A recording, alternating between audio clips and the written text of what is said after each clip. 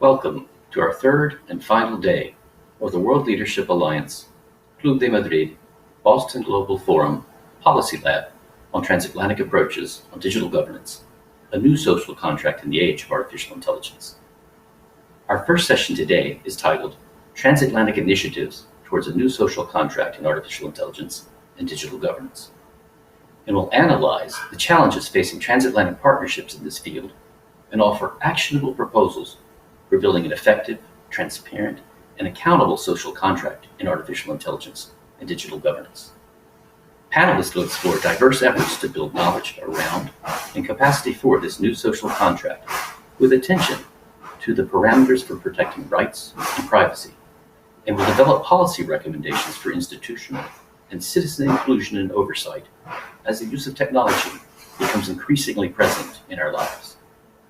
The session will also explore how multilateral organizations can serve as a platform to boost transatlantic relations and thus offer a foundation for revitalizing and renewing the multilateral system.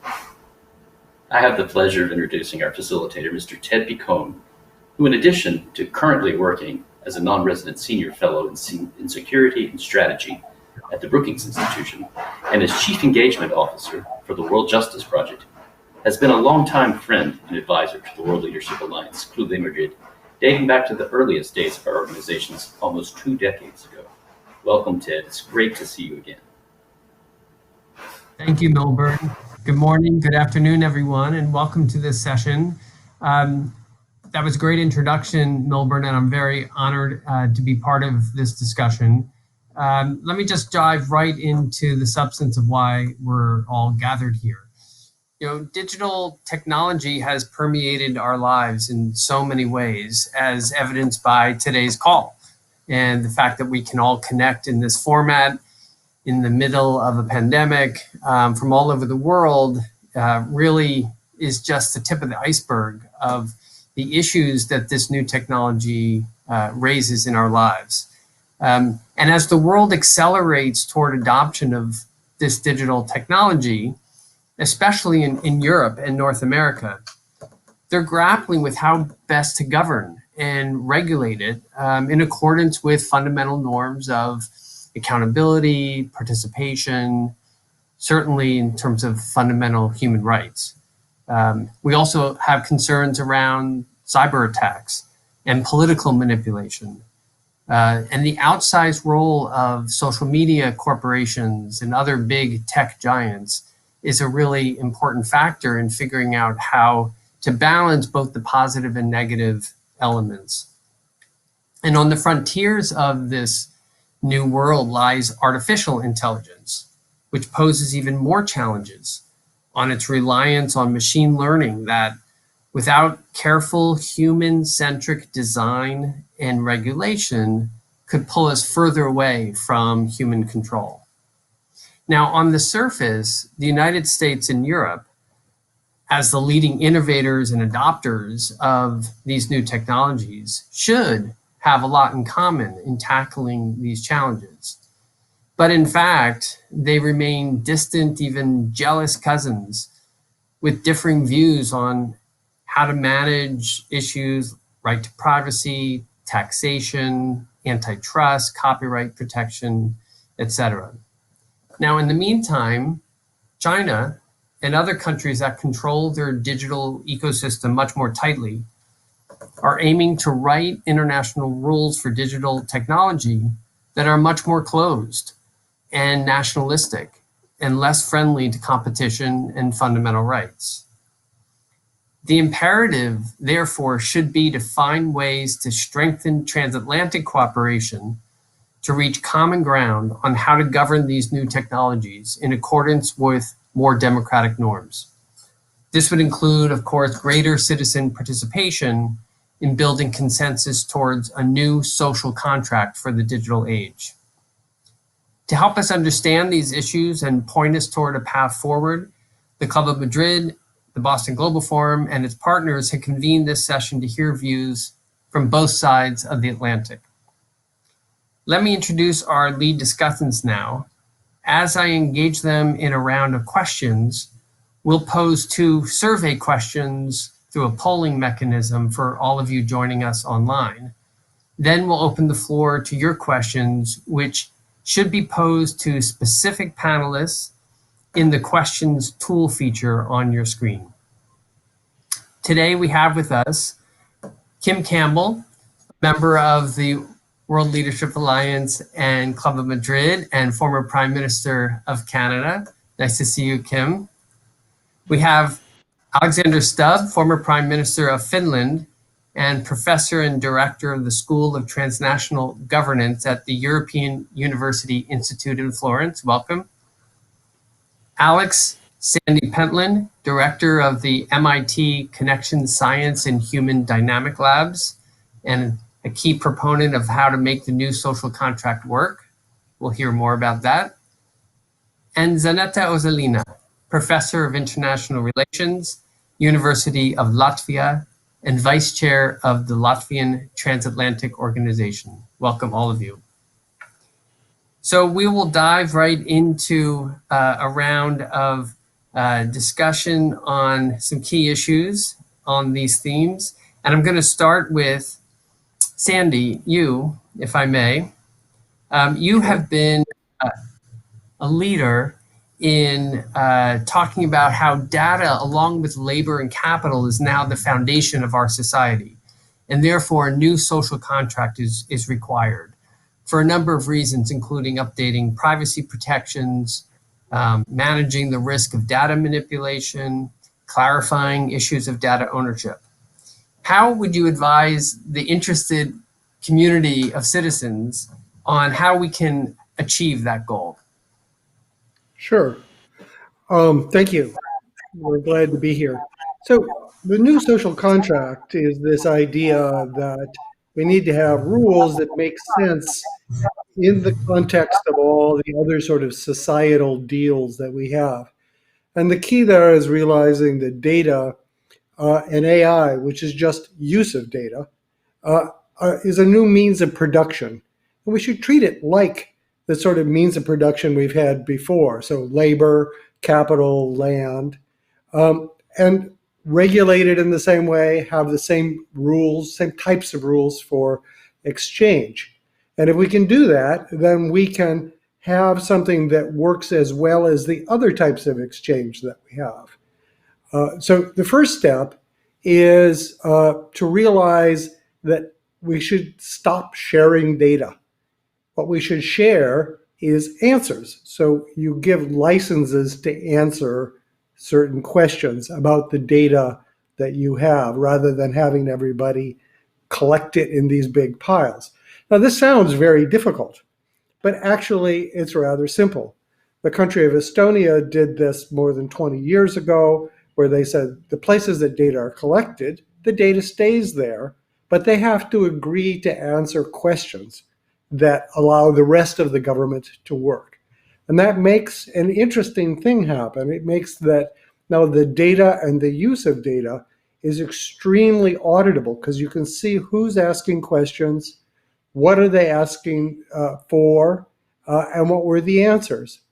And my group at MIT has helped Fidelity and the large US banks institute exactly this sort of thing, so that you can move your retirement funds, your money around from bank to bank to bank without sharing unnecessary data. All that's shared are answers to questions about, do you actually have legal rights to this? Did you actually agree to it? And so forth.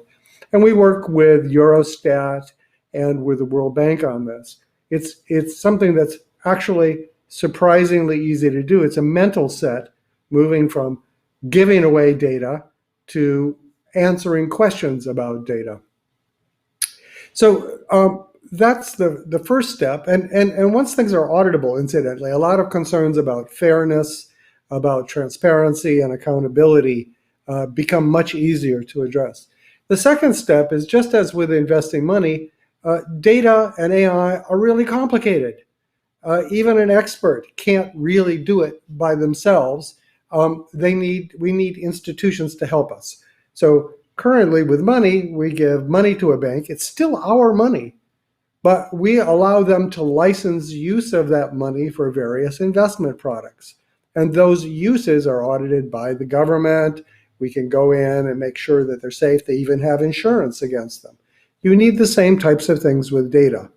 And so what we've been doing is working with data unions. So unions knowing about the labor and seeing if it's fair, cooperatives trying to help their community get ahead by using their data, and even local banks to try and help investment in small businesses by holding data for the customers and then using that data to hold government accountable, to hold hospitals accountable, to hold companies accountable, and of course to begin to push back against the current big data holders.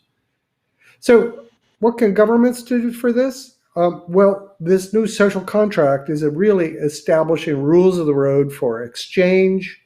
It's also establishing norms for accountability. And it's rather like the sort of institutions we have for financial things, where there's norms of interchange, there's norms of accountability. It's not perfect, but it's better than a free-for-all. So in terms of norms for auditing, what are the things you need to pay attention to? The concern is that you need to look at all aspects of society: inequality, sustainability, money, of course, things like that, and establish uniform measures that can be shared at a very granular level so that minorities are not left out and small communities are not left out. To be able to hold all of the actors, governments, companies, etc., accountable. I'm on the board of the UN Global Partnership, which is attempting to establish exactly this sort of thing. We've gotten the national statistical offices on board with this. They're working away with it. The OECD has a different set of proposals. The World Economic Forum has a different set of proposals for stakeholder capitalism. What governments and transatlantic collaboration could do is establish what are really the rules of the road. What should everybody be doing? The second step for governments is establishing rules of exchange.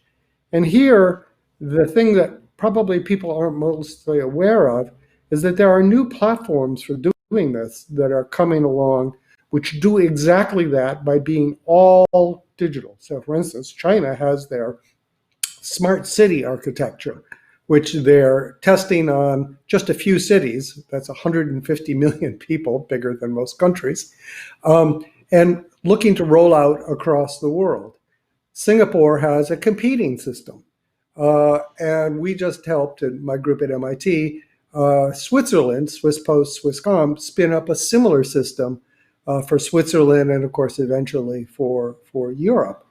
And what we need to do is we need to harmonize and make these systems interact and look at how we can build accountability and transparency into them. They're much better at it, like the Estonian system, but they need to have the touch of government put on them. And then the final thing is being able to build tools for governance. So I just participated in the ongoing G20 meeting, and I saw that there was enormous interest in forecasting.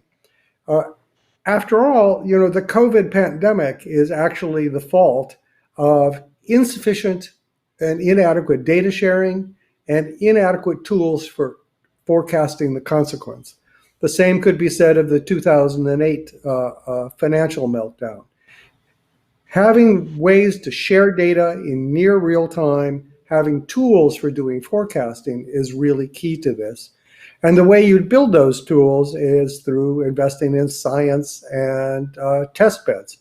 So I think other speakers here have talked about the AWS, AI World Society Smart City Initiative. And my group at MIT runs such initiatives, such as test beds to develop these tools in Australia, in Europe, in Africa, in Latin America. And I think we need to do much more of that so that we can have a feel for how this stuff works, know what's good, what's bad, and make decisions in a transatlantic, intergovernmental sort of way. So thank you. Oh, those are fascinating points, and I hope we'll dig into it as we go through the conversation. I mean, my two quick takeaways are the importance of some kind of independent monitoring facility to hold the regulators and the companies that are sharing this data accountable on how they're doing it. And then also a question about depersonalization of data. You know, there's a really great concern about how do you protect anonymity when you're sharing such personal private information, whether it's health or financial or otherwise. And maybe in the course of the conversation, we get into that. But I would like to now pause and see if our organizers are ready to post the polling question to everyone on the screen. Here we are. The question is, how concerned are you that the speed of technological change may compromise your rights and freedoms? A, not at all. B, somewhat. And C, very concerned. Let's take a minute to consider that and go ahead and vote, and then we'll return to the results after our next speaker. Let me turn now to Professor Ozolina. You know, Latvia is such an interesting example here of a very quick adopter of digital technology. So you have a lot of experience in balancing the concerns we're talking about today. We have a lot to learn from that. How has Latvian society and government been dealing with this, and how are citizens responding? Is there a need, perceived or otherwise, that we need to come up with a new social contract on managing these issues? Thank you. Thank you very much for inviting me to take part in this very fascinating debate on such an interesting topic. Indeed, during the first presentation, Mr. Pentland already mentioned the Estonian example, that Estonians are front runners in digitalization. At the same time, if we are looking at the present situation, then Estonia is a little bit losing its pace, and among all three Baltic states, Latvia has the largest ICT sector. It is very rapidly growing, and it also makes the biggest share of Latvian exports. And a year ago, when there was a visit of Latvian president to US, then these were not only security and defense matters which were debated, but exactly cooperation in ICT sector. And there are very successful young entrepreneurs who are already placed in Silicon Valley, and they are contributing to transatlantic strengths in this sector. But we were referring also to a situation with pandemics. And on the one hand, everybody feels to a very large extent influenced by COVID-19, and there is certain tension in society because of the most recent developments. But on the other hand, COVID-19 was definitely a boost for ICT sector, and there are a lot of very relevant initiatives which could be interesting not only for the region but also for that wider audience. For instance, one of the government's initiative was allocation of special funds for research related to post-COVID situation and lessons learned. And again, the largest portion of those funds were targeted at ICT sector and their partners in order to use those opportunities what digitalization provides. And Mr. Pentland also mentioned the relevance of forecasting. And by the way, myself, I'm participating in one of those ICT-related projects, however, myself being professor of international relations. And this project explores new models, actually new ICT tools to model new new ways how to use telecommunication in health sector, how to use different ICT tools for assessment of quality of education, and also how to improve working in distance. And these are concrete examples. Actually, project has to be finished in 6 months, so there's no time for lengthy theoretical considerations, but it's really going down to results, recommendations for the governments, because the call for this research proposal was designed by ministries. So this is a concrete commission from the ministries, what has to be done by scholars. Which could be called mandated science, but at the same time, it's very relevant under the present circumstances. Another point which I wanted to mention is that even small companies like in Latvia, because if we compare with big ICT companies, it's really uh, minor companies. But at the same time, they are very much interconnected with international business community. Since they are exporting, they are very dependent on different markets, on their partners, on civil societies in different countries. So therefore, the proposed social contract is definitely one of those policy tools which could help to build cross-cutting interests, cross-cutting bridges, cross-cutting values, and at least to set the rules of how this big world, digital world should function.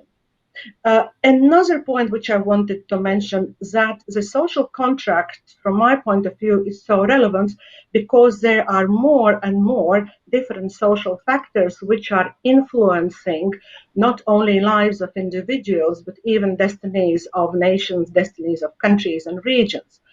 Therefore, support of society is of crucial importance for business and also for policy making.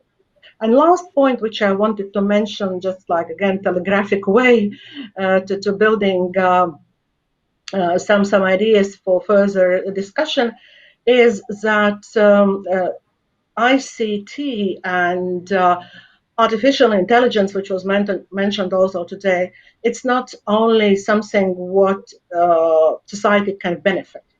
There are also negative side effects. It's like with innovation in financial markets, you can grow and you can get rich very quickly, but very quickly you can lose everything.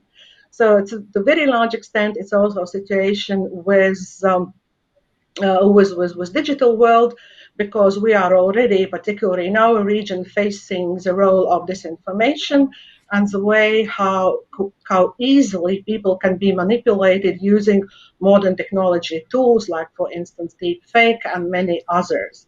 And Latvia, and actually I would say even the Baltic states, are quite well armed, because we have in our country's cybersecurity center, there is NATO Strategic Communications Center, and more. So these are structures which are well placed in the right region, and they are also very well armed with ICT tools. So thank you very much. I will stop here. Wonderful. Thank you for those comments. And I think this is a nice segue to our next speaker. But first, we're going to share the results of our first poll question. And there it is on the screen. I believe blue is that 66% said they're not at all concerned about the impact on rights issues, and 33% said somewhat concerned. No one said very, which is quite interesting from the point of view of a number of civil liberties groups that have raised issues around privacy. And I'm sure we'll get into that in the conversation. So thank you for that result. And I'm now going to turn to Prime Minister Stubb of Finland, another country that has moved very quickly toward adoption of digitalization.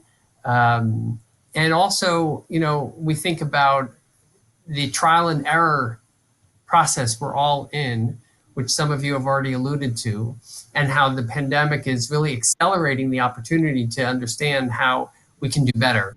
And I wanted you to say something specifically about the cooperation between the US and Europe that you've been working on, and what do we need to actually come up with some kind of common agenda and shared norms? Yeah, thanks a lot, Ted, and thank you very much to Sandy and Sanita for the first remarks. I found them very interesting, and I must say that I was taking frenetic notes on both interventions. Ted, let me try to capture what I'm going to say into just one sort of general remark, intro, and then 3 points and a conclusion. My introduction is to say that as a former politician, now wannabe academic, I belong to the category of people who in the beginning felt that technology would be in many ways the savior of democratic governance. I belong to the category of people who believed that social media, that artificial intelligence, development in general would basically bring forth wider transparency than we've ever seen before. And of course, if you look at something like the Arab Spring, many of us felt that, okay, this is it. This is what actually changed the game. And I think that the big debate that we have ongoing right now in terms of governance is whether we are creating digital democracies or digital dictatorships. And this is the big battle. And in many ways, you could argue that it could go both ways. Now, let me outline then my 3 points. My first point is that I think, however we start developing a social contract in AI or a transatlantic social contract in AI, I think we need to have a human-centric approach. And when I say we need a human-centric approach, I think it basically has to have two sort of things linked to trustworthy artificial intelligence. The first one is that we respect fundamental rights, that we respect regulation, that we respect values. In other words, it has an ethical purpose. And here is to answer your question. I believe that the United States and Europe is very much on the same side of the argument here. The approach that we would see from other big players like China is completely different. So that's why I think it's very important that organizations such as Brookings and many others, the Boston Global Forum, are pushing this agenda, even when the transatlantic relationship is at the moment. So the first one for trustworthy AI is an ethical purpose. Secondly, it needs to be technologically robust. And I think here's what Sandy was talking about as well. You know, we need to have the technological capacity to make sure that this data is somehow captivated and personalized, and that we understand that we stop sharing the data, that it can be used, but only for specific means. So it needs to be technically robust and reliable. If we manage to do this, and I do think we have the technology to do that, then I think we're on the right way towards a human-centric approach.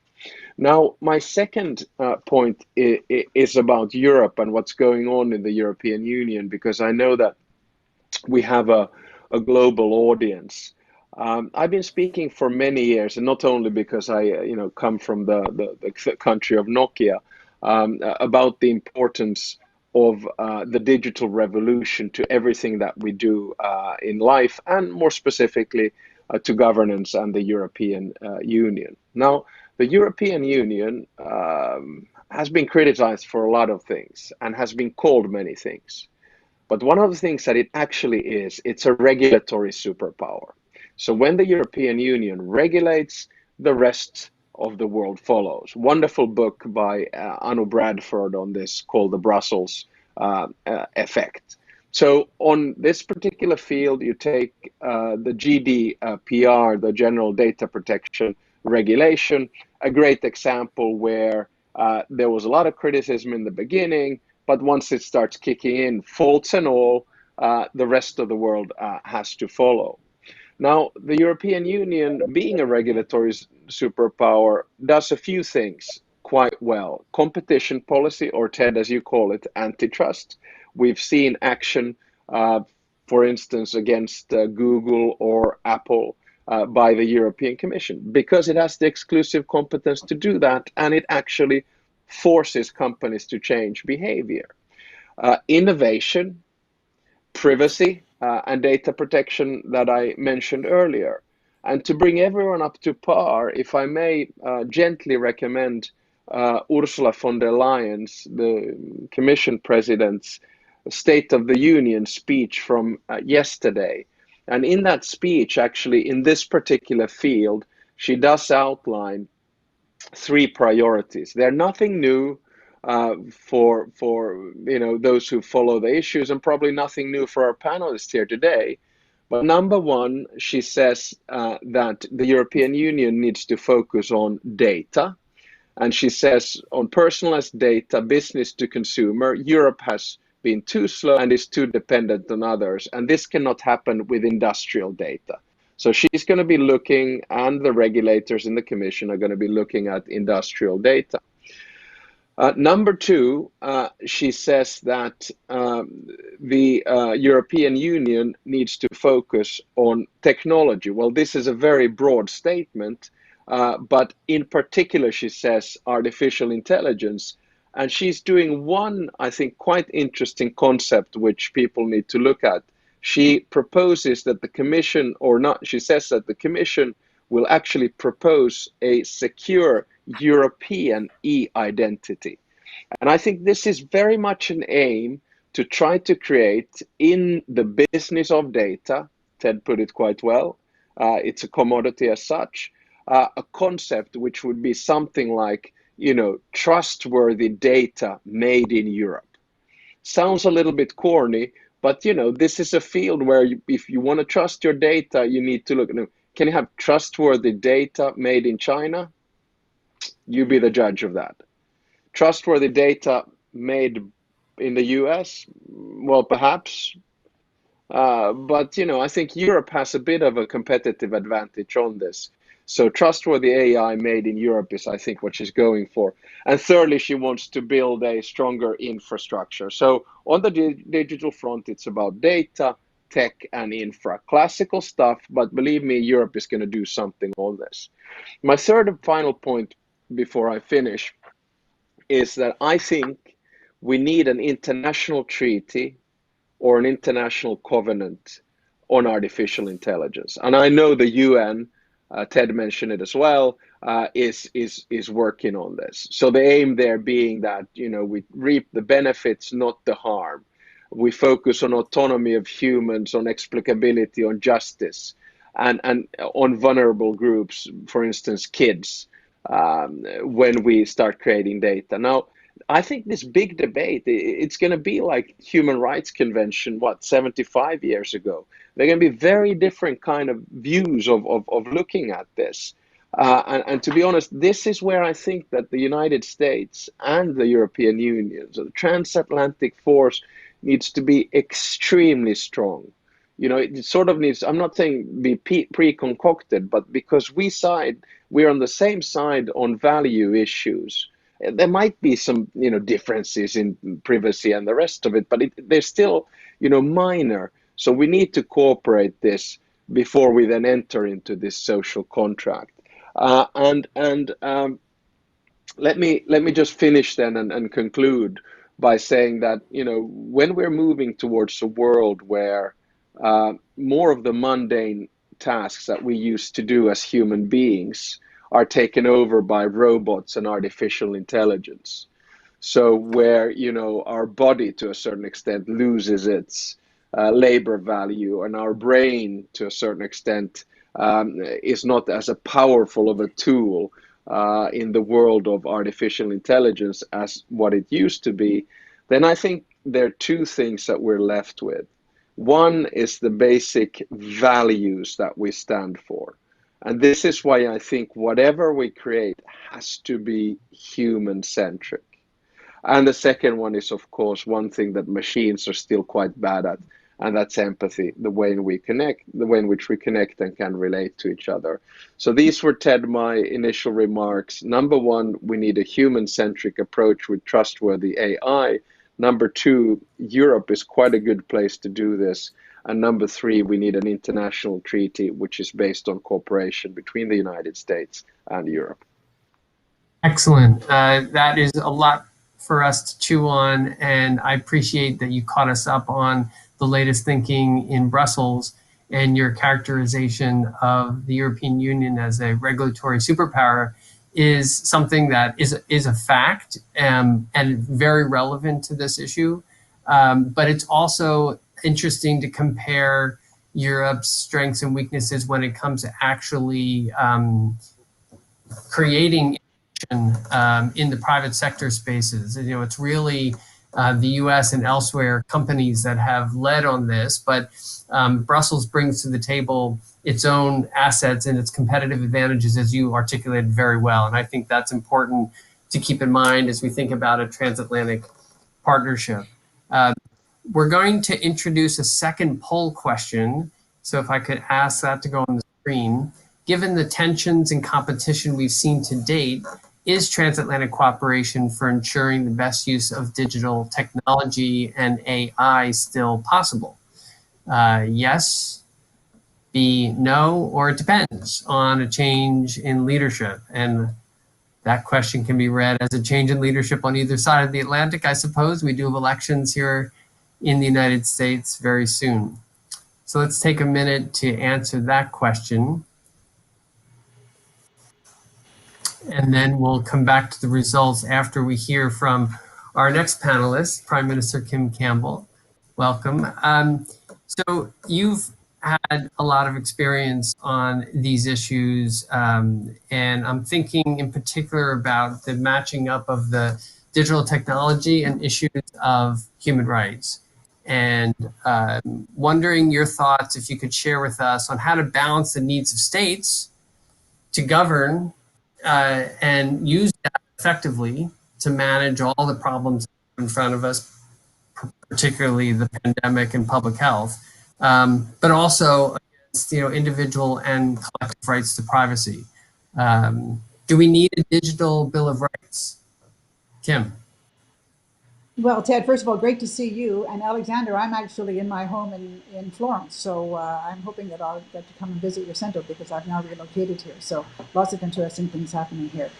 I'd like actually to kind of step back. These presentations have been outstanding and very interesting. And you are all in many ways much more up to date on the specific institutional things that are happening towards us. I wanted to reflect a little bit as a way of getting to the answer of what Ted has posed to me on the whole notion of social contract. We use this term social contract, but what is social contract? And many years ago, when I was a political science teacher, and I was teaching, of course, in ideologies, and we looked at some of the paradigmatic concepts of social contract. I mean, the social contract is kind of a moral fiction to try and to explain how it is that governments have legitimacy, why citizens should obey or not, and what the process is to get there. The three paradigmatic ones, one might say, are the Hobbesian one, that you obey in exchange. You even put up with bad government in exchange for some fundamental level of protection.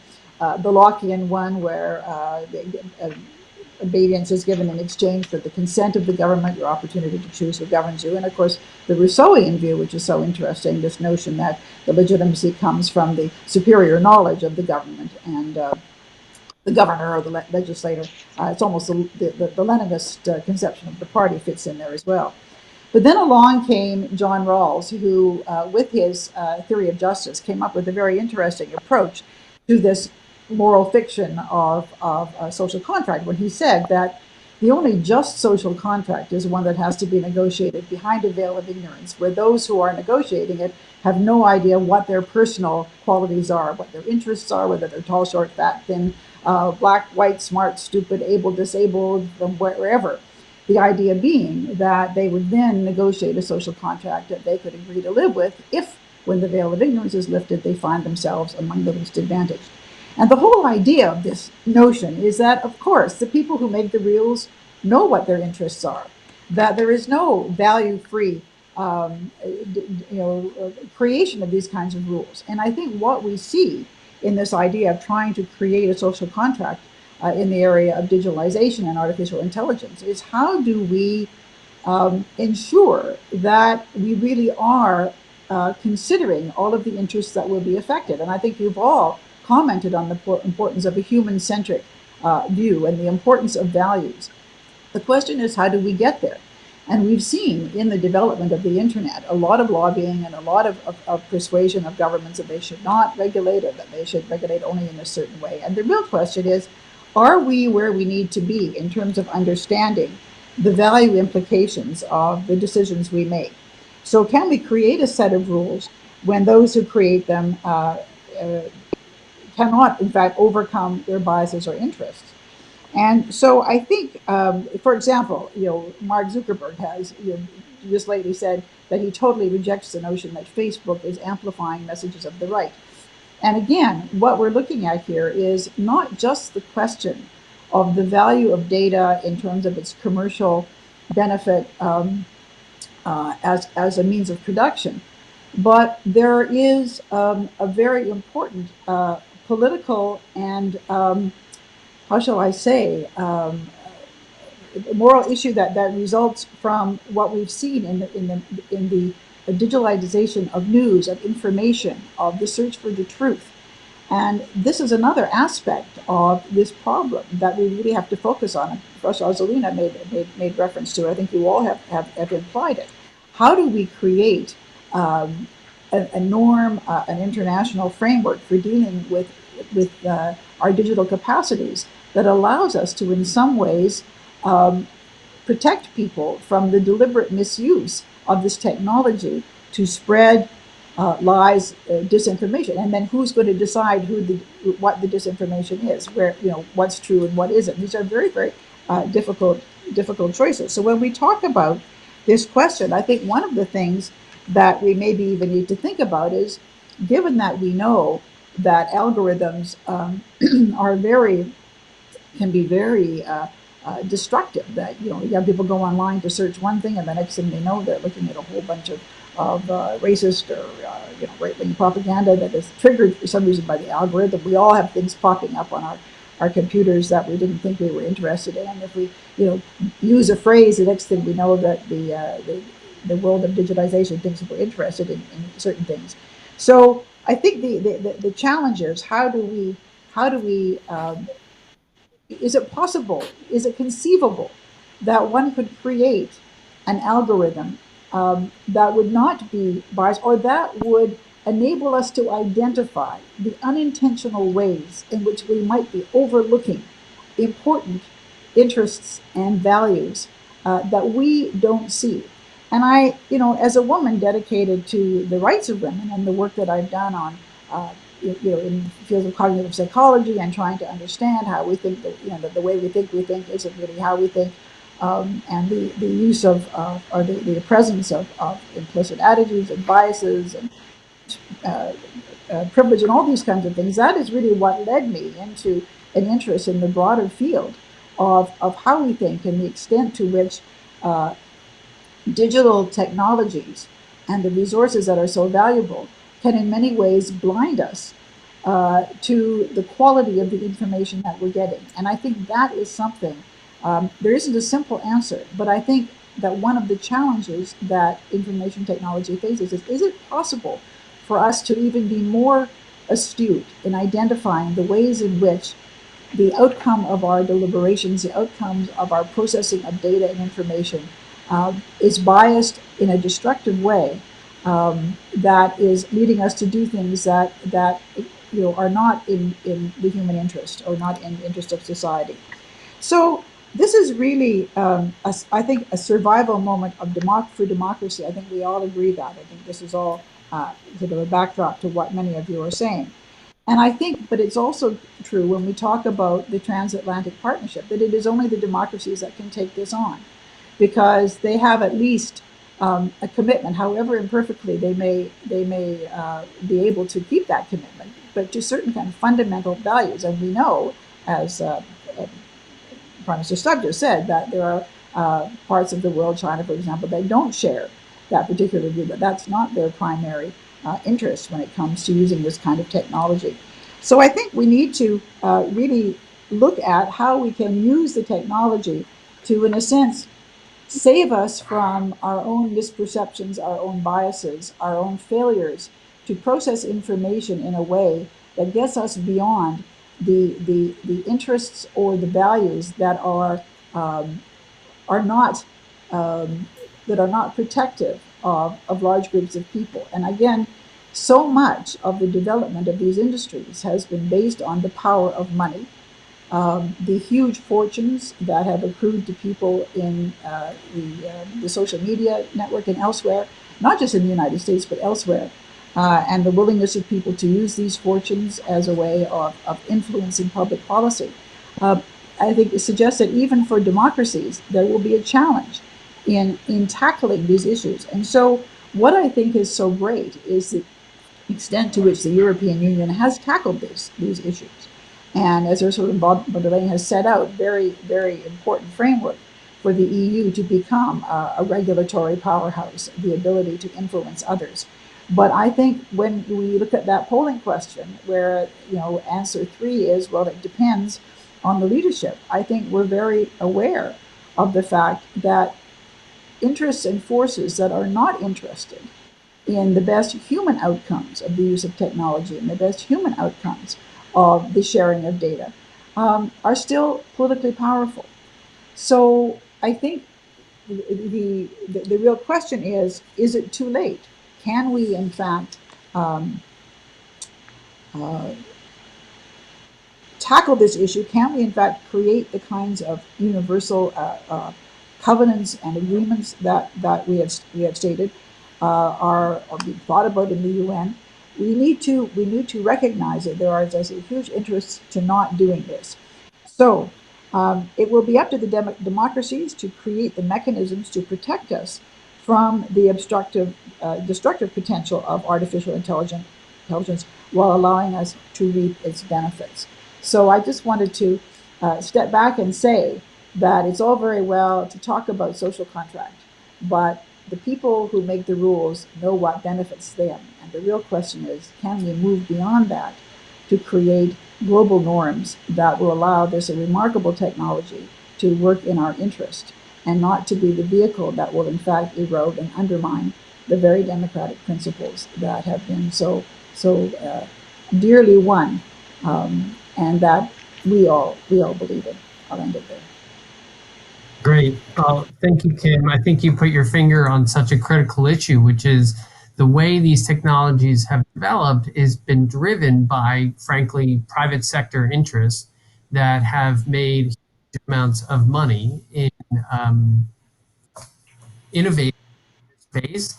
And let's admit there's a lot of positives that have come with it, but we're now seeing all the negative effects. And rather than the technology changing us and our values and our systems, it's time to flip it around and say, okay, let's go back to our fundamental principles of what our systems are built on and impose that on the digital technology companies, et cetera. And, in the United States, it's mostly unregulated space, and we're catching up here. And I think we have so much to learn from Europe. I mean, your question of too late is terrifying to me. I hope it's not too late. It's why we're having this conversation. Issue that I wanted to the group, but I'll start with Kim. You've had a lot of experience in Canada on working with Indigenous populations, and there are other communities that are not on the grid at all. The digital divide is still a very real thing for so many populations around the world. And I'm just wondering if you all have any thoughts, particularly from a gender perspective or other perspectives, how we can address that issue as we think about a social contract. Kim? Well, it's interesting because COVID has really shone a light on the digital divide and the extent to which communities are just unserved and unable to, they're not even able to enjoy the problems because they don't have access at all. And we've seen this in the attempts for people to do homeschooling or schooling remotely, etc. So I think that these are that every once in a while something comes along that really shines a light on this. And again, it goes back to the sense of Rawls's view that people who make the rules know that they can live by them. And many of us make rules um, oblivious to the people. I remember once speaking to one of my colleagues who was the Minister for the Status of Women, and we were talking about an issue, and I said, well, I don't think there's a gender aspect in that issue. And she said, well, actually, Kim, there is. And so even I, as a rabid feminist, had not seen that in a particular issue, there really was a gender-related issue that needed to be dealt with. And in the same way as our new Minister of Finance, who was our foreign minister, has talked about that Canada has, a feminist foreign policy. But these are, we've now made it respectable to talk about these issues. But there are many people and many aspects of society that don't necessarily figure in our assessments. And the sad thing is, one of the things that I always feared as a politician was for the best of intentions to do something destructive. And I think we all do. And the real question is, the impact of the technology is so great, and the impact of people not even having access to it is so great that we really have to examine our own analytical frameworks to make sure that that we are looking at the big picture. We want to have a human-centric approach to policymaking, but who are the humans in that human-centric process? And a lot of people get left out and not get thought about. And which is why I love Sandy Penn's, the concept of looking at data as a means of production, because it means we all have it. And the important thing is to respect that. So, long answer to a short question. I think that it's very clear that when we talk about human-centric, we really have to think about who are we including in the definition of human and who are we leaving out. Yeah, and I wonder in Latvia, Zaneta, if you have any particular experience in the Latvian case on how you're managing the gendered aspects here. I would agree with Ms. Campbell that in digital world, actually, gender issues are not so relevant. If we look at existing gaps, it's mostly gap between generations. And even during COVID crisis, everybody became digitalized. So you were not able to survive if you didn't have any basic digital skills. And therefore, elderly population needed only assistance in delivering food and some other goods of first need. But it was also a matter of getting access to banks, getting access to payments, and so on. And here, digital skills definitely were lagging behind. Looking at ICT sector, by the way, Latvia is doing quite well. For instance, in 2015, there were 24.7 women working in this sector, and in 2019, so last year, it was 36.8%. So it's relatively high percentage of women in the sector. However, if you look at salaries, then of course women receive smaller salaries than men. But in general, I think the tendency is that the increase of women in the sector definitely is going up and up. And it also reflects upon the general situation in the country.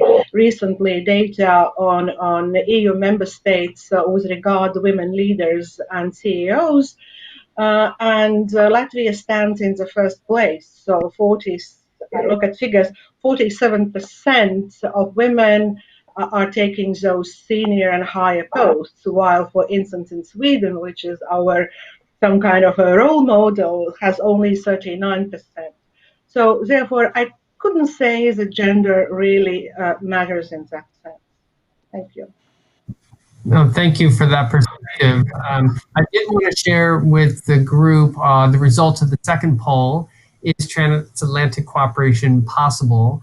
And the answer is quite interesting. 15% said yes, 23% said no, and 61% of you said it depends on a change of leadership. And I think that probably goes to an overarching sense that there needs to be some kind of revitalized interest and support for multilateral cooperation on the part of the United States in particular.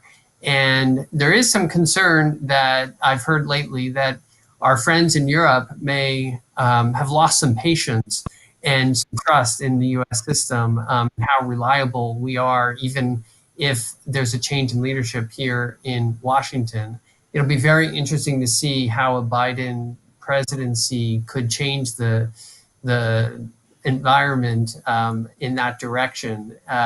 But we'll have to wait and see how that turns out. Of course, we're also facing, as Kim pointed out, the pollution of our information ecosystem in a very dramatic way here.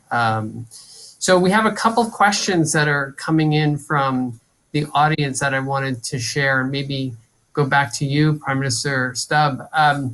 The question is regarding how do your idea about an international treaty on AI. Treaties depend so much on a country's commitment and willingness to enforce it. And I'm just wondering how you would see a country like China being willing to bind itself to such a treaty. That's a question from our advisor, Gary Jones. Yeah, no, I mean, international treaties have always been difficult to negotiate, and of course depends on the depth of that treaty in question. So if you take the human rights treaty from 75 years back, which was just celebrated, it wasn't one of these things which came out easy. Has it always been respected by the signatory parties? The answer is no. European treaties, which of course are the most far-reaching encroachments, if I may use the word, on national sovereignty, they are respected. And if they're not respected, there is a European Court of Justice which makes sure that at the end of the day, they are. Then, of course, we have the ongoing discussion and debate about Brexit and the withdrawal agreement. And we can pose the question, is the United Kingdom respecting what it signed on to just a few months ago? So I'm not saying that international treaties are relative, but sometimes they do require, of course, interpretation. Now, would I go as far as to say that how do I expect China to come along? I think it's probably in the interests of China, unless, of course, we start creating fully fledged regional technological bubbles and regional internet. And I just don't foresee that. I know there is this conversation, and yes, China doesn't allow certain applications and has a very strong hold on information technology within its borders. But we still live in a world which is very interdependent. And how would I put it? I don't think China would be pushing as hard as it does on the Road and Belt Initiative if it just wanted to close shop. If it wants to close shop, it would probably stay outside an international treaties on AI. If it wants to influence, it goes in there and negotiates and then tries to stick to as much of it as possible. It's probably going to be one of the most difficult negotiations of this, if not decade, but century. But we simply need an international agreement on this. It's as simple as that. Final point, organ trade. People don't do that. Biological warfare happens, but most people have signed into it. This is a similar type of an issue. No, there are lots of good examples of where international treaties have made a huge difference. And I think the process of negotiating it also allows for consensus building that's important. But here we're talking about transatlantic cooperation. I wonder if it needs to start with the European, Canada, North America collective that have shared values in order to get those rules written in the right way before taking it international. Just curious about that. But I'd also be interested in coming back to Sandy to see if you have any reflections on some of the other points that have been made so far in the discussion. Yeah. A couple of things. One is I think people misunderstand China quite a bit. Their attitude, they have very strong rules about privacy with respect to companies. It's just no privacy with respect to government. They have initiatives for uniform tax law across all the Belt and Road, for uniform uh, uh, data handling across all of the Belt and Road. I think we have to engage them because otherwise we're going to get these bubbles. The most interesting thing I heard was Prime Minister Kim's comment about the polluted information sphere, combined with Prime Minister Stubbs' comment about e-identity. You know, from a technology point of view, if you actually have authenticated identity for every social media post, then what you can do is you can ask, what are all the things that this person has said? And that begins to create the room for tools to find people that are acting like trolls, people that are spreading misinformation. You begin to have things where people can check out what's going on. A lot of the source of difficulty at the moment is that people can have hundreds of identities and they can spread lots of things and have bots that appear that there's this huge popularity. And I understand that the original sort of idea was this opens up democracy and voices and so forth. But we also see that people who have resources can use this to create echo chambers and disinformation. And I think that we need to go back to the point where when you stand up and say something, people know who you are. I think, you think about the old days of town halls where people came together and spoke from a civic platform. You knew who was speaking. People were identified. And it's almost, I believe very much that we need to have in certain realms a certain protection of identity when it comes to health information, for example, or financial Sure. information. But out in the public square, there should be some kind of unmasking. Otherwise, we get what the situation we have right now. I want to ask our audience to please pose any questions in the question toolbox, and we'll try to get to them in the course of the discussion. I hear, is anyone, and maybe this is your last point, Sandy, are there serious attempts underway now to negotiate with China on data sharing, on protection of privacy? You mentioned the Belt and Road Initiative. Can you say a little bit more about that? Yeah, so there are serious high-level talks among Belt and Road countries, which are, of course, then dominated by China. But if you talk to people in Singapore, for instance, and increasingly now you see Japan and other entities in the region proposing their own set of norms and their own platform to have so that there's more than one alternative for all of these smaller countries.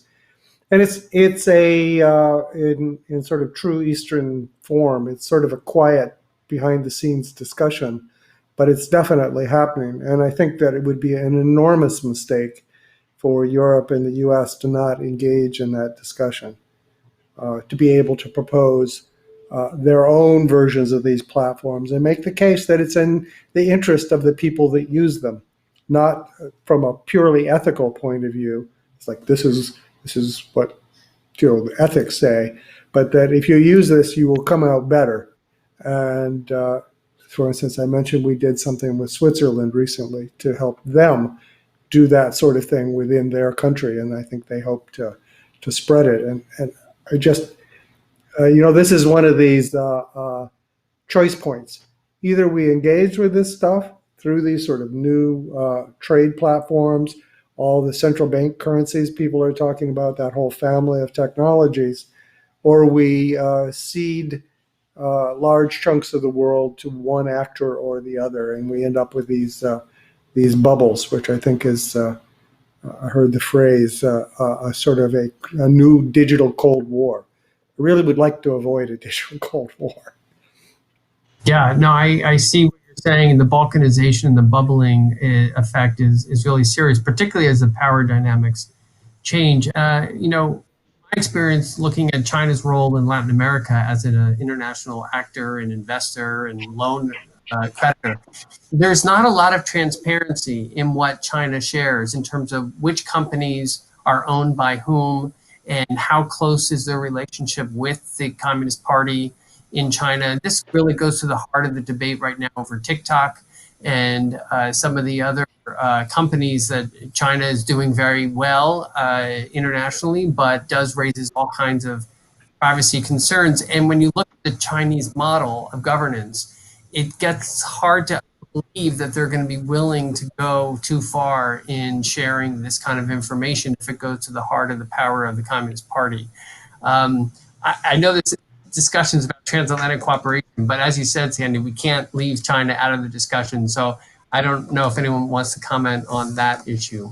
If yeah, if I may, and I think it's it's part of the transatlantic relationship is China, and if you look at the key sort of power blocks towards the end of this century and in this century in general, they are going to be China, the United States, and Europe. And of course, there's also been a book written by Kai-Fu Lee called The AI Superpowers, where Europe is out and China and the US are the only players in town.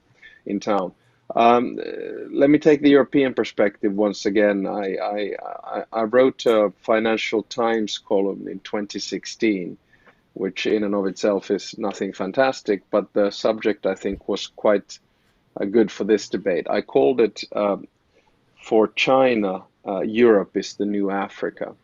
And my argument at the time in 2016 was that Chinese companies slash government, faceless companies slash government, were doing a lot of, how would I call it, data mining or mining of IPOs and mining of European companies without Europeans having a proper reaction or understanding where they were coming from. And of course, the argument was that they were doing to data in Europe what they were doing to raw materials in Africa. And then actually 2 to 3 weeks after that, there was the Ekstrom case where the American administration actually warned the German government that, hey, do you understand that China is in the process of acquiring a technology company in Germany, which actually holds a lot of information and intelligence on the defense field. And ever since, I think there's been a debate in Europe about creating some kind of a CFIUS type of an organization.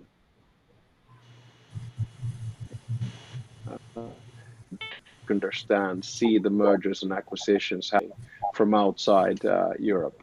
Whether this will take place or not, I don't know, but I think it's a good idea. I don't want it to become a protectionist measure, but I do think we need to have a little bit of an eye on what kind of acquisitions are taking place. And I think this whole debate on Huawei is, of course, also politically driven. So I don't think China is unconcerned about developments in this field. Yeah, I mean, it's political, but it's also, of course, economic. Who gets these big contracts and which system is adopted? This is critical to the fortunes and revenue of so many companies. Glad you raised that because I think that has raised a number of concerns. The U.S. does have a system for vetting large investments from China in particular, and that seems to create at least some mechanism for piercing the veil. And I'm glad Europe is catching up on that front. Let me here on our questions coming from the audience. There's a question about whether, and this goes to Kim, to your is it too late question, whether the information ecosystem has become already so polluted with misinformation that who do we trust? It's increasingly difficult for citizens to know the difference between truth and fiction. And I'm wondering if does any of you have thoughts on how do we step back and I mean, right now it's in Facebook and Twitter to decide what to take down and what to leave up. Is that a viable model? I think it's a very unsatisfactory model. I mean, it's the best we have at the moment, but I think the decimation of serious journalism and support for serious journalistic sources is a real problem. Not that they don't always agree, and in fact, scurrilous, muckraking goes back centuries. It's not something new. It's simply the capacity, the scale at which it can be replicated is so great. And this also brings us back to this question of whether secure e-identities are one of the ways in which we can trace things and see whether we give credence to the sources. But I mean, I was a Soviet specialist, and I think about samizdat. I think about the need in some societies for people to be able to communicate anonymously. And the question is, if we have this kind of traceability, on the one hand, it enables us to perhaps vet and critique the truthfulness of some sources, but it also means that it dramatically reduces the ability of people to communicate importantly in ways that are anonymous. I don't think there's an easy answer to this question, but I think the extremes, first of all, some of which are fed by algorithmic things. I mean, the search engines and things have a lot to answer for in terms of the replication. And again, Mark Zuckerberg saying he doesn't think that Facebook amplifies these right-wing messages, and I think that serious analysis suggests that it does. So I don't know the answer to these questions, and I think we may have to live with an imperfect world as we've been living from time immemorial. But the question is, are there any of these imperfections that we can address because they go to the heart of survival of democratic institutions? And that's what worries me, the distortion and corruption of the processes whereby, voters need to be able to make choices. And they're not all going to make choices based on the best kind of information. But is there a limit to the degree to which they can be preserved from the worst excesses of demagogues? It may be that there isn't, but I think that's one of the issues that's out there that we need to try to address. Yeah, I mean, Ted, attack. would you allow me? Ted, would Please you go allow ahead. me to do a short commercial break with 2 points? Go ahead. The first commercial break is linked to what Kim was just saying about fake news. The School of Transnational Governance, which I run at the European University Institute, and to which I would like to see Kim attached, or at least welcome for lunch soon, has just won a 2 to 3 million euro grant from the European Commission called EDMO. EDMO, EDMO, is basically about research to try to fight fake news. We sort of target different types of players who can help us to siphon this out, and of course help to generate more information and understanding of what is going on. Secondly, the commercial break has got nothing to do with what I do, but it does have something to do with something I picked on Netflix on Sunday. It's a documentary called The Social Dimension, and I got thinking of this with Kim's comment about how data is collected and then used for commercial purposes.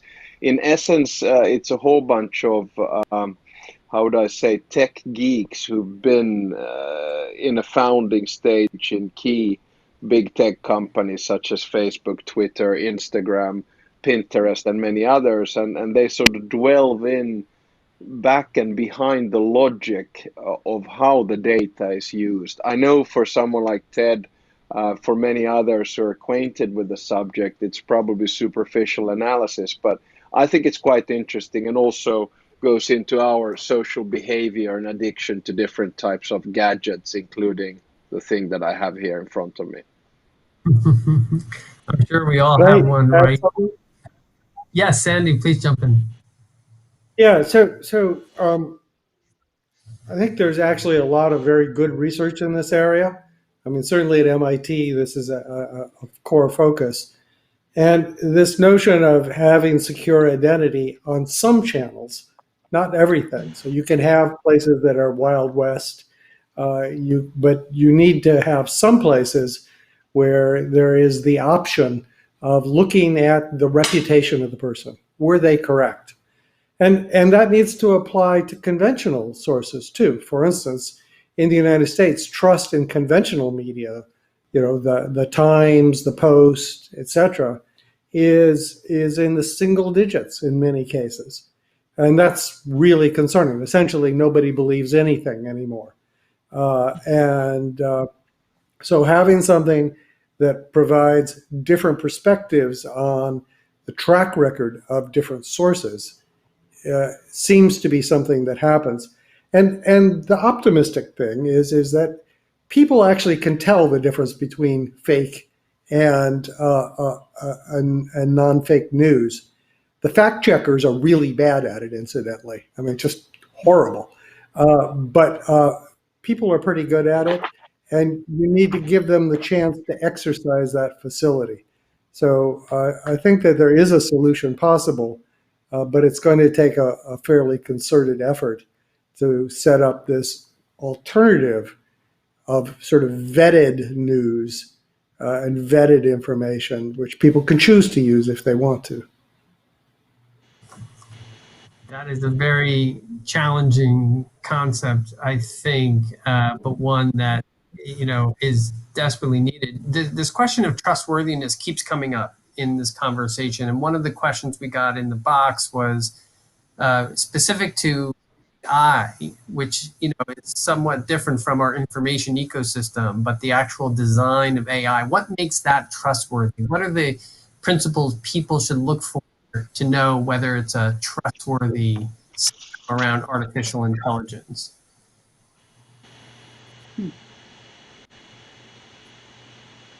Yeah, Sandy. So the only sort of general solution is auditing. So you have to know what went in, what data went in, and what decisions came out. And then you have to be able to say, is that the right decision or is it biased?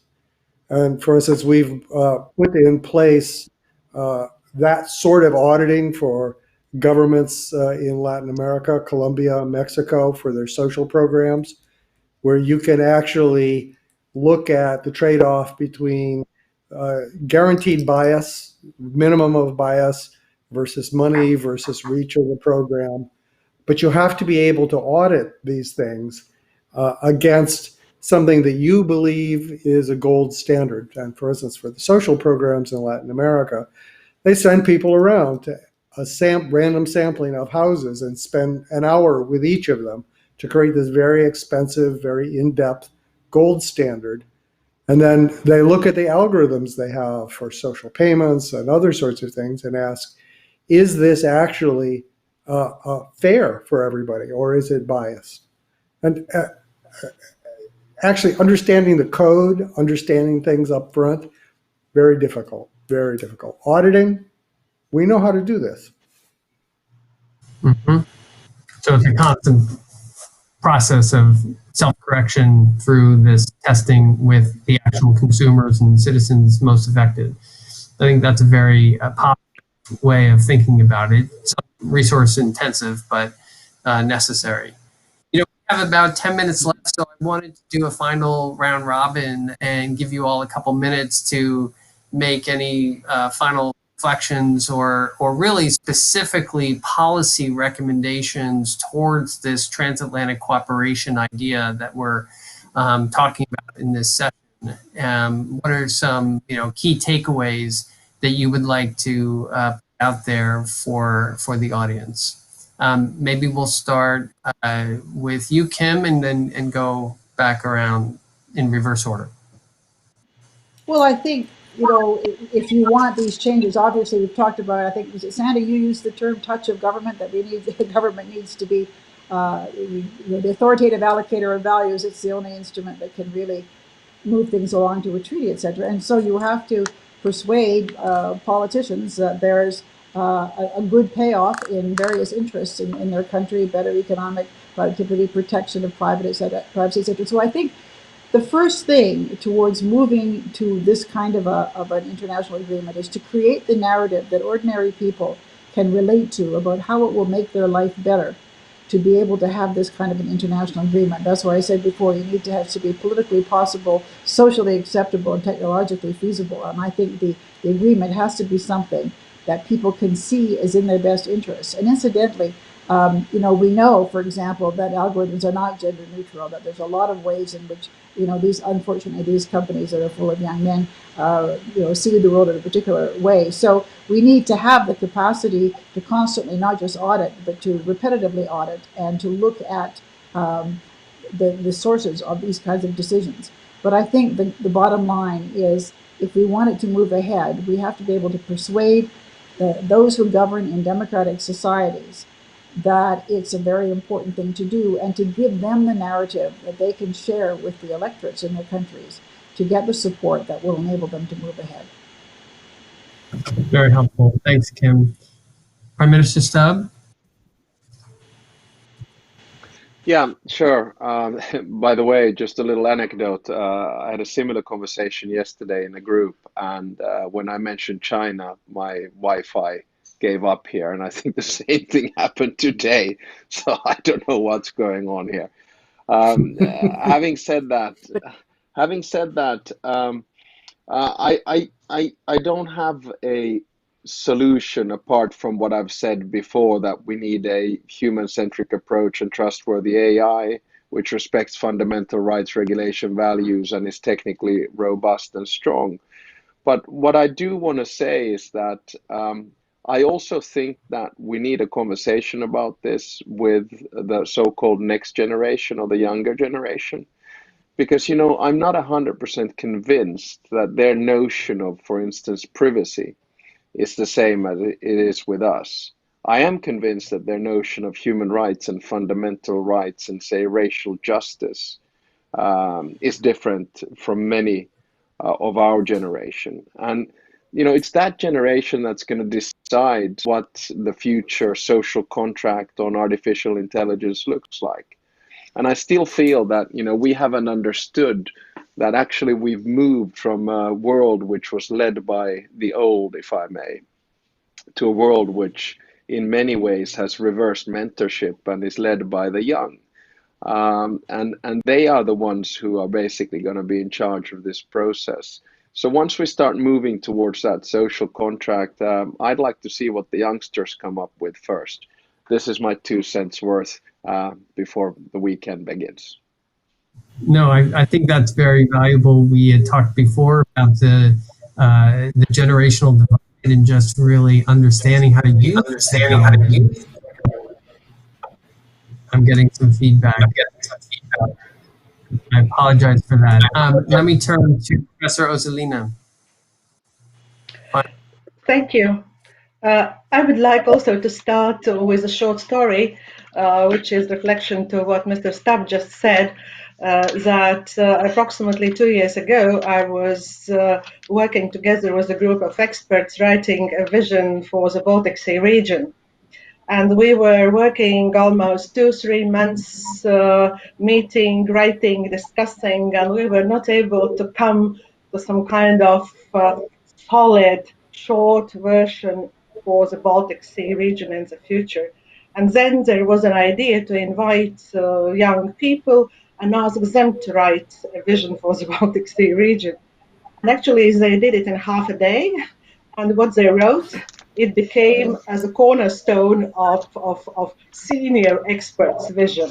So therefore, probably there is also a possibility to invite a group of young people to write their own social contract on AI, and then let's see how it will look like and how it reflects upon the existing one.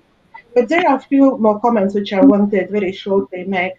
First of all, we are living in a very difficult situation when international treaties, international norms and principles globally are not respected anymore.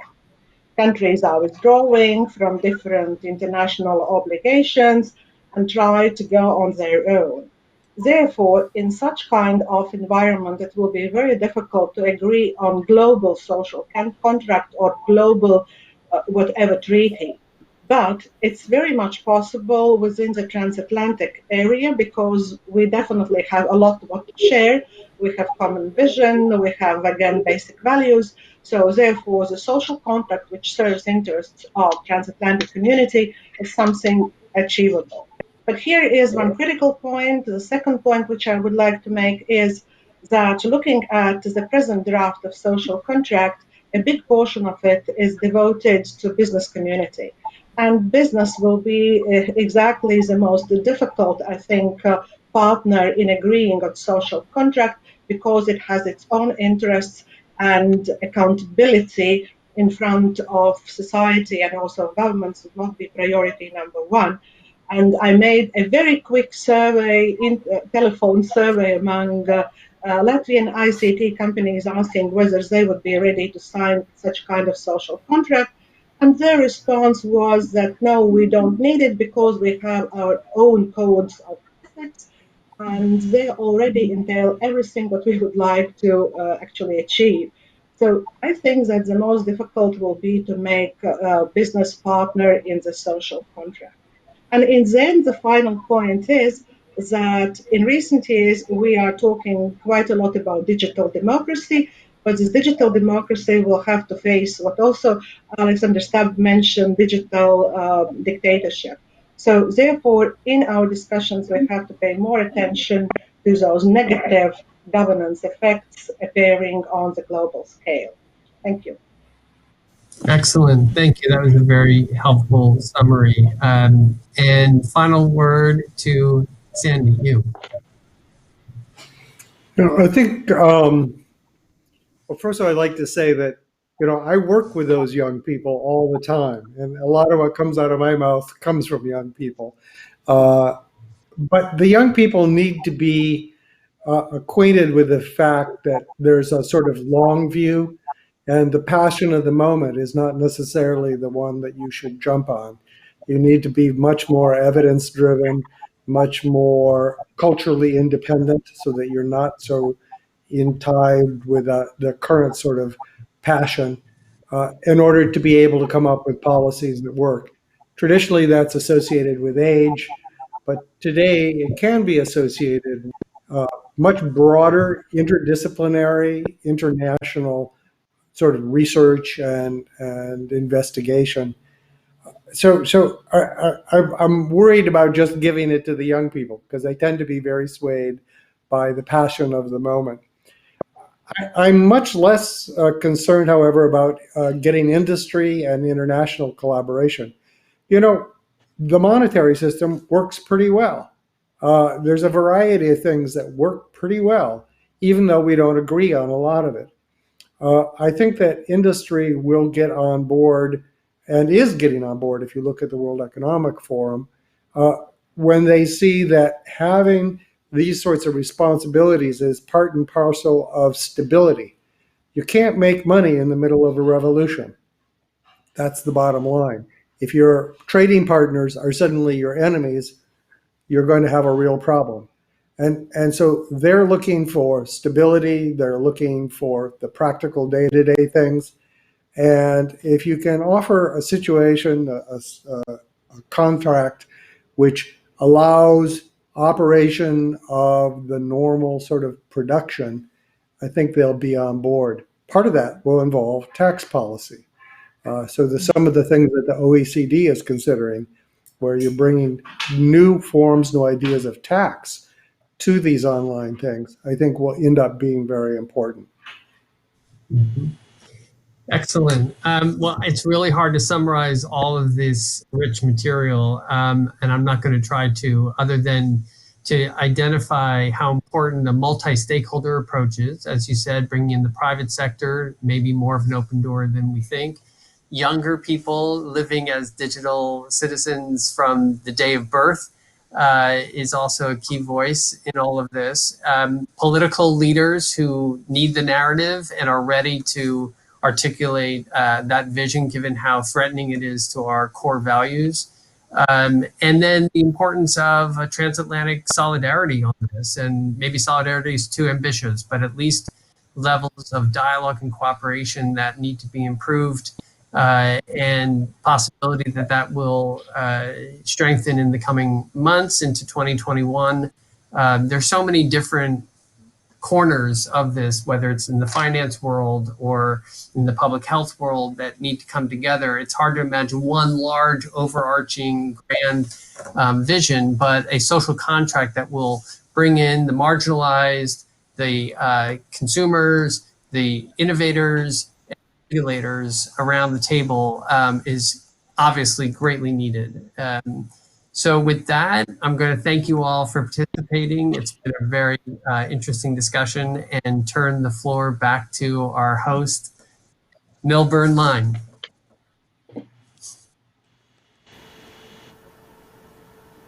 Thank you, Ted, and thanks to Professor Zolina, Sandy Pentland, Prime Minister Campbell, and Prime Minister Stubb for focusing our analysis on specific experiences, parameters, and opportunities, and the values of inclusion, transparency, and accountability we share on both sides of the Atlantic, all needed for human-centric, multi-stakeholder management of digital transformation. We are now going to take a short break of about 15 minutes for you to network with other participants before initiating our final session of the day. Just like yesterday, please feel free to go to the networking tab on your screens, and you will see 3 rooms available to speak amongst yourselves. We'll be back with you at 10:50 Eastern Time in the Americas, or 4:50 p.m. in Europe for our 5th panel session. We look forward to seeing you in 15 minutes.